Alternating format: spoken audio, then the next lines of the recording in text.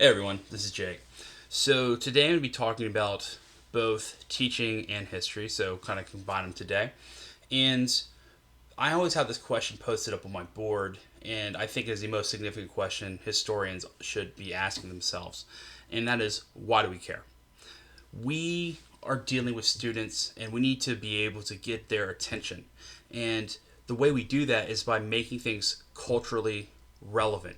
In what way does this matter to their life and their world? And that is something that sometimes can be difficult to do, but as historians, that's what we have to do in order to really kind of help change the world and make it the place that it needs to be.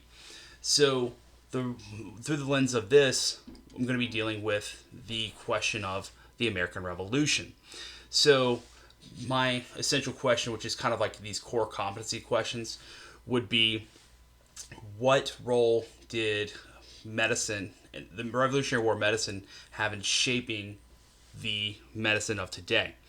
And so we would be looking at this issue of disease because in the Revolutionary War, this is actually, we don't have, until World War One, we see more deaths throughout human history die from disease rather than actual battlefield wounds.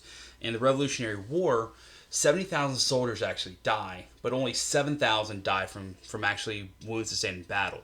The other 63,000 actually die from disease, dysentery, but would be one, but the biggest one is going to be, of course, smallpox. And and it's also very relevant to what we're going through right now with, the coronavirus, because smallpox was something that was rampaging through the United States. And one of the biggest reasons for this was because the United States was full of anti-vaxxers. Oh, wow, that's something new.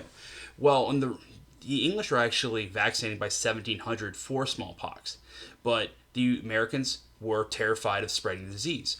And it's not actually until George Washington forces his soldiers to get inoculated against smallpox in 1776, 1777, that we're going to start to see a huge turning point, and we start seeing the Americans being more successful. He actually says, he writes to one of the Surgeon Generals, should the disorder infect the army in the natural way and rage with its usual virulence, we should have more to dread from it than the sword of the enemy. And again, very much true, 90% of the soldiers died from disease. So the two sources that I have are from Dr. Benjamin Rush. He was one of these director generals / surgeon generals under Washington, and also Baron von Steuben, who is not a medical practitioner. However, he's the guy who really helps discipline and order the United States or the Continental Army, and is going to allow them to be an effective fighting force. And he's going to be dealing with sanitation and simple things that you wouldn't think about, but apparently people weren't doing it. So stop burying dead animals next to the water supply. Make sure that you're building your tents and you're not getting them completely dirty, and so that way you're not spreading disease. And by doing all these things, we start seeing the American military start being way more successful.